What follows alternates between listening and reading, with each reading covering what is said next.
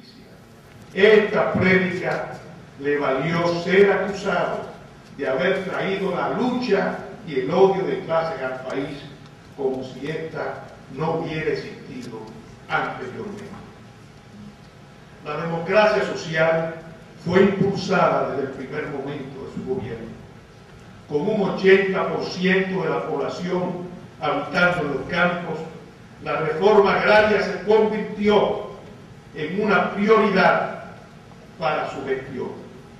Pero como no quiso dar pretexto para que se lo acusara de atentar contra la propiedad privada, no expropió una sola finca ni dispuso la limitación del tamaño de los predios. Explicó que su reforma comenzaría, como así lo hizo, por la tierra del Estado.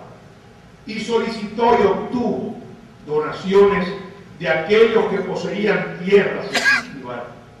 Semana tras semana lo vimos comparecer ante la televisión oficial para dar cuenta a su pueblo de las donaciones que recibía el Estado y de cómo los terrenos y parcelas que recibía iban siendo incorporados al programa de reforma agraria.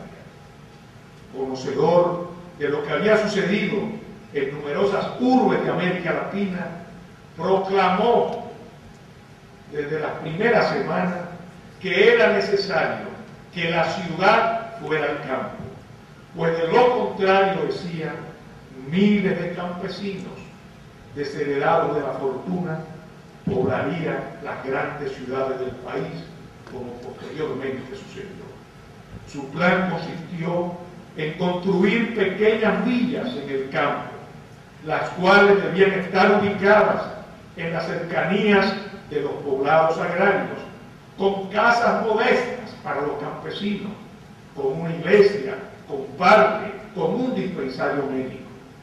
Sus apenas 7 meses en el poder solo le alcanzaron para iniciar la construcción de la primera Villa de la Libertad, como la llamó, en las cercanías de Bonao. Con un país sin técnicos, sin agrónomos, sin veterinarios, sin ingenieros industriales, sin profesionales de ramas tradicionales que no habían podido viajar al exterior para lograr un posgrado, inició un vasto plan de becas para graduados universitarios y estudiantes deseosos de cursar carreras técnicas que llevó a cientos de jóvenes a distintos países de América y de Europa, a los cuales se les dotó de un sueldo mensual a título de beca y de un pasaporte oficial. Fui de los beneficiados de este programa, como lo fueron también compatriotas que hoy prestigian la televisión o el arte culinario. Visionario en su gestión de gobierno, Bosch dispuso de inmediato el estudio para la construcción de las presas de Tavera y Valdés.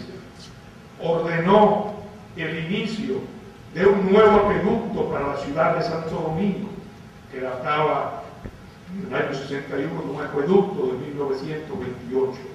Inició el establecimiento de las escuelas de formación técnico-profesional.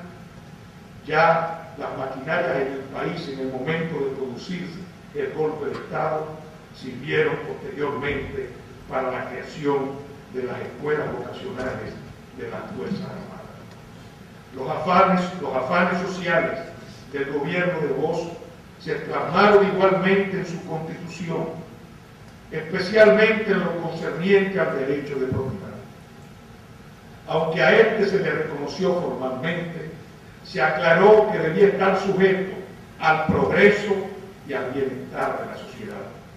En el texto constitucional se condenó al latifundio, se declaró antieconómico el minifundio y se consagró el interés del Estado en propiciar la creación de cooperativas rurales y urbanas. Se prohibió el monopolio a favor de los particulares. Se vedó a las personas morales privadas la adquisición de la propiedad de la tierra con determinadas excepciones, e igual se hizo por las personas físicas de nacionalidad extranjera, salvo que contaran con autorización del Congreso Nacional. En una norma que trajo duros enfrentamientos, la Constitución dispuso que si el valor de las tierras y de la propiedad inmueble aumentaba sin esfuerzo del trabajo o del capital privado y únicamente por causa de la acción del Estado, los propietarios tendrían que ceder en beneficio de éste la parte proporcional que estableciera la ley. Fue la denominada plusvalía, condenada como una previsión de carácter comunista por los sectores conservadores de la sociedad. Lo social en Bosch también se manifestó en el ámbito de la familia, y en la Constitución se prohibió a los oficiales y funcionarios públicos expedir certificaciones correspondientes al estado civil de las personas en las cuales se hiciera constar la condición de hijo nacido dentro o fuera del matrimonio. A los esposos se les reconoció igualdad de derechos, inclusive para el régimen económico, exigiéndose el consentimiento de ambos cónyuges para la enajenación de los bienes inmuebles de la comunidad. La unión, de hecho, como ya he dicho, fue reconocida en determinadas circunstancias. Al momento de producirse el golpe de Estado, el gobierno del profesor Bosch contaba ya con planes debidamente elaborados para el inicio de una masiva campaña de alfabetización y de educación popular que se llevaría a efectos por vía de la televisión. Se había procedido a trazar los planes para una vacunación masiva y total con fines de erradicar la poliomielitis, y se habían elaborado los proyectos para crear el Instituto de Crédito Cooperativo. Su identificación con lo social hizo del gobierno de Juan Bosch una administración compenetrada estrechamente con su pueblo.